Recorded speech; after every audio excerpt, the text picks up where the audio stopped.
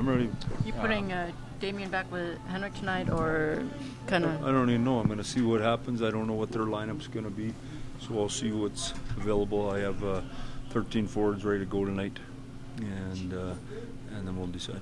He seems energized and raring to go. Is that what you were hoping? New haircut. Yeah. Looks faster. Yeah. I think he'll be faster. He'll be shooting it tonight. So no, that's what we want, and just take a breath and get going. So I don't know if he'll play with Andy or play with Z or whatever. I just know he's playing.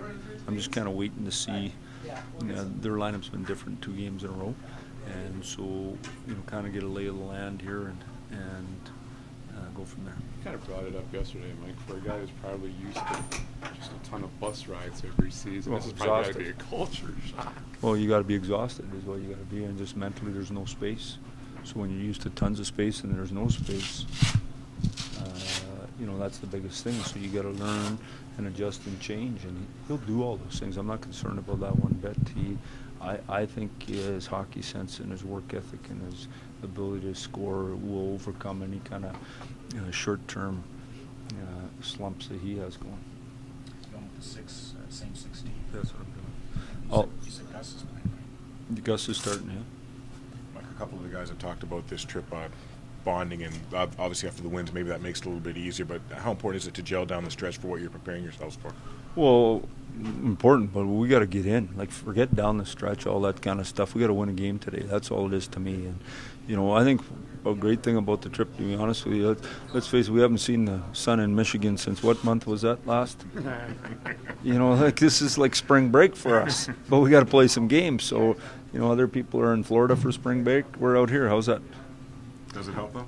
Oh, I think just being out here in the sun is a fantastic thing. I think winning's a good thing. And, we couldn't win for a while there on the road. We've been better on the road, and we've got to be feeling good about ourselves. Howie's playing good for us.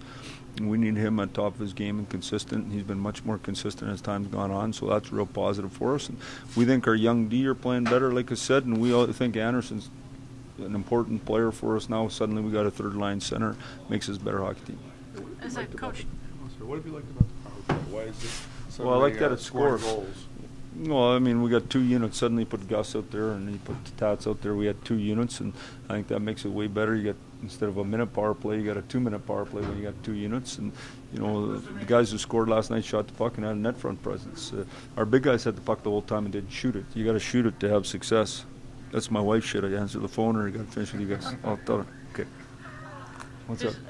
As a coach, I mean, how closely do you pay attention to the injured guys, or do you kind of wait until somebody says so-and-so is ready? And you got it. That's what I do. Because what I've found over the years is if you're going to an injured guy all the time and saying when you're ready, you're putting pressure on him.